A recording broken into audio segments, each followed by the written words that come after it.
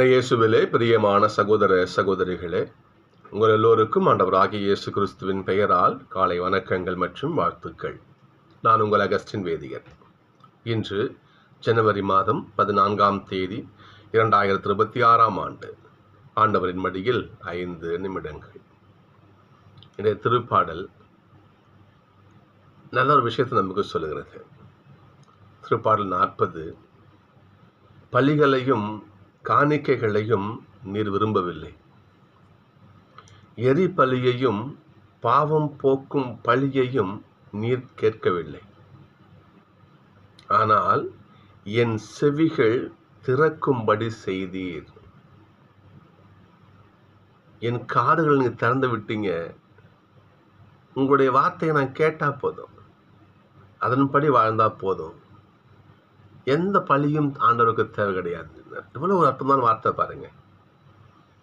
எவன் ஒருவன் கடவுளுடைய சொல்லுக்கு செவி கொடுத்து அவருடைய வார்த்தைக்கு செவி மடுத்து அதன்படி கேட்டு வாழ்கிறானோ அவன்கிட்ட இருந்து ஆண்டவர் எந்த ஒரு விஷயத்தையும் கேட்க மாட்டார்.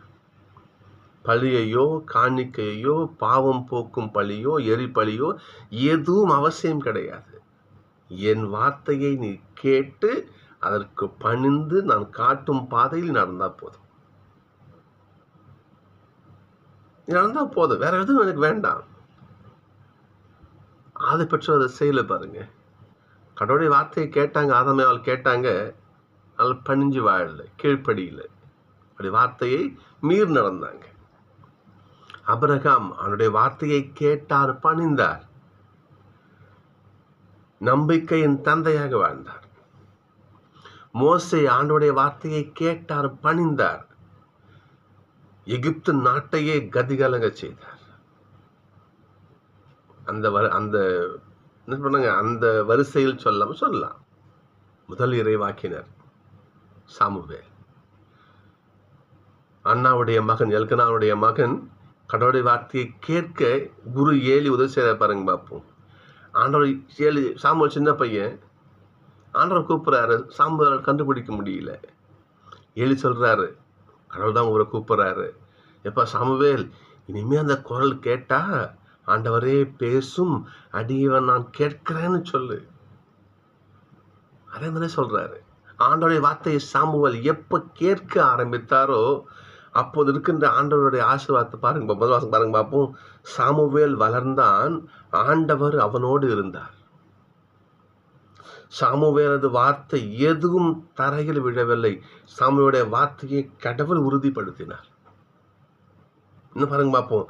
ஆண்டவரின் இறைவாக்கினராக உயர்த்தப்பட்டார் சாமுவேல். இன்னும் அடுத்து பாருங்க பார்ப்போம். தான் முதல் பெயர் செபா வரையில் அனைத்து மக்களும் சாமுவேல். தான்னா வடநாட்டில் வடநாடு, அப்புறம் நாடு உருவாகும். இஸ்ரேல் நாட்டிலே வடக்கு பகுதியில் இருக்கின்ற மிக முக்கியமான நகரம் தான் பெத்தேல் சொல்றது.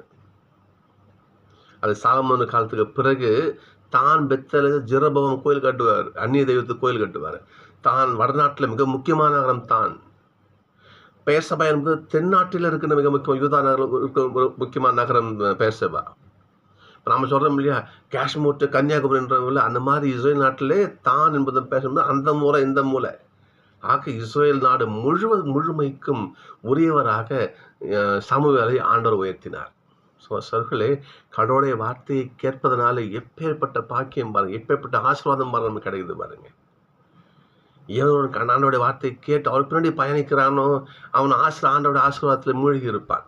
இதற்கு மாற்று கருத்தே கிடையாது. இன்னைக்கு 2ஆம் வாசகம் பாருங்க பார்ப்போம். நற்செய்தியில பாருங்க பார்ப்போம். யாரெல்லாம் கடவுளுடைய வார்த்தையை கேட்டார்களோ, யாரெல்லாம் ஆண்டோட நற்செய்தியை அவர் வார்த்தைக்கு செவி கொடுத்தார்களோ, அற்புதத்தில் நடக்குது. எவ்வளவு பாருங்க பார்ப்போம். இங்க மாலை வேலைக்கு என்ன பண்றாங்க, நோயாளர்கள், பேய் பிடித்தவர்கள் எல்லோரும் என்ன பண்றாங்க, ஆண்டவர்கிட்ட வராங்க, அவருடைய வார்த்தையை கேட்க வராங்க. எல்லா நோய்களையும் ஆண்டவர் நம்ம குணமாக்குகிறார், பேய்களை ஓட்டுறாரு, அனைத்து அற்புதத்தையும் செய்கிறார் இல்லைங்களா. உங்க சீடனுக்கு பாருங்க பார்ப்போம். ஆண்டவரே, மக்கள் அவங்கள தேடுறாங்க, வாங்க போவோம், வாங்க. என் வார்த்தையை கேட்க எவன் என்னை தேடுகிறானோ அங்கே ஆசீர்வாதம் அற்புதம் உண்டு. அங்கே ஆண்டவர் செய்யார் பாருங்க பார்ப்போம். பாருங்க, நன்மை செய்து கொண்டே சென்றார் லூக்கா சொல்வார் திருத்தூர் பணியில். சகோதரர்களே, கடவுளுடைய வார்த்தை எவன் கேட்க முற்படுகிறானோ, அதன்படி அவன் வாழுகிறானோ, அவன் பேறு பெற்றவன். சரிங்களா? இந்த நம்ம சரி, அப்போ இப்போ பாருங்க பார்ப்போம். இப்போ வாழும் தலைமுறையில் யாரு ஒரு பெரியவங்க வார்த்தை கேட்டு வாழறாங்க யோசிச்சு பாருங்க பார்ப்போம். கற்றலின் கேட்டலே நன்றுன்னு சொன்னாங்க. கேட்கணும் முதல்ல. இப்பெல்லாம் ஒரு அறிவுரை என்பது, நல்ல செய்தி என்பது அது ஒரு ஒரு இழிவான செயலாகி போயிடுச்சு. வந்துட்டார், புத்தல வந்துட்டார் நமக்கு. அந்த காலத்தில் யோசிச்சு பாருங்களேன். ஒரு குடும்பம் இருக்கும், ஒரு கூட்டு குடும்பமாக இருக்கும். தாத்தா பாட்டு என்ன பண்ணுவாங்க தெரியுமா? தன் பிள்ளைய அந்த பேர பிள்ளையத்துக்கு மயில உரம் வச்சுட்டு பழைய கதையெல்லாம் சொல்லுவாங்க. ஒரு ராஜா இருந்தாரா, அவர் இப்படி இருந்தார் தெரியுமா, நல்லது செஞ்சாரு, இப்படி வாழ்ந்தாரு. குழந்தை என்ன பண்ணும்?